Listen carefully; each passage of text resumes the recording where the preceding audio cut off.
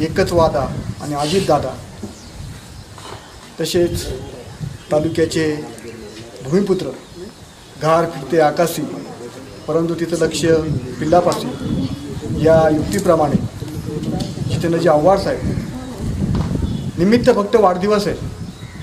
त्यांचा वाढदिवस 5 तारखेला आहे. दादांचा वाढदिवस परवाच्या दिवशी होऊन गेला.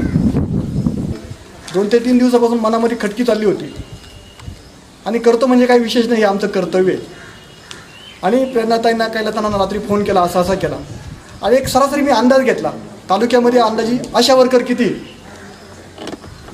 किती, तर त्यांनी मला सांगितलं सर्वसामान्य ठाणगाव सिन्नर शहरामध्ये नगरपालिकेच्या अंतर्गत 26 आशा वर्कर आहे. ठाणगाव आरोग्य केंद्राच्या अंतर्गत 36 आशा वर्कर आहे.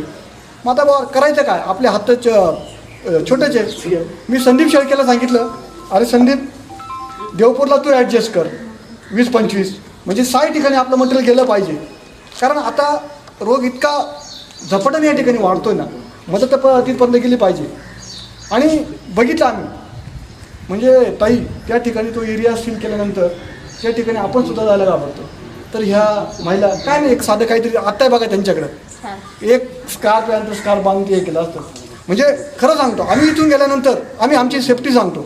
इथून गेल्यानंतर आले त्या गाडीमध्ये बघा कपडे बिपडे सगळे त्याच्या हा ड्रेस तसा टाकून मग आंघोळ वगैरे करून जायचं. कसं का आज एवढ्या दिवसापासून मार्च महिन्यापासून तुम्ही हे काम करतात, त्याच्यामुळे कुठंतरी एक समाजात आपण देणं लागतो. या समाजात देणं लागतं म्हणून ताईंच्या नेतृत्वाखाली त्यांच्या अध्यक्षाने विचार केला आणि एक छोटंसं किट आणि त्या ठिकाणी ठरवलं होतं ताई आपला हा कार्यक्रम एका दिवशी घ्यायचा, म्हणजे तुम्हाला यायला कोणाला त्रास होणार नाही. परंतु काल सरांचा मला फोन आला, आज तुमची काहीतरी मासिक मिटिंग आहे, कारण प्रत्येकाच्या घरी जाणं आम्हाला अशक्य आहे. तर म्हणून आज कमी कमी 20-25 आशा वर्कर या ठिकाणी येणार आहे.